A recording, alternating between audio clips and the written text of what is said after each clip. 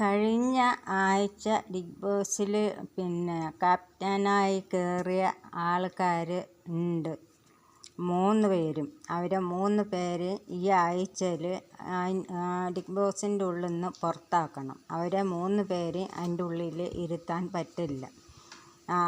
അത് ചെന്നായ്ക്കളെക്കാട്ടി വലിയ ചെന്നായാണ് അവിടെ ഇരിക്കുന്ന ചെന്നായ.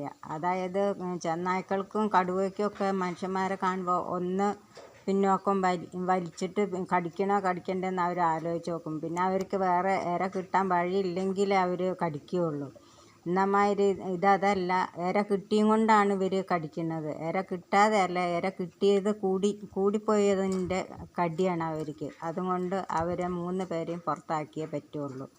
അല്ലെങ്കിൽ എല്ലാവരെയും പുറത്താക്കിയിട്ട് ബിഗ് ബോസ് അടച്ചു പൂട്ടണം എന്നാണ് എനിക്കുള്ള അഭിപ്രായം.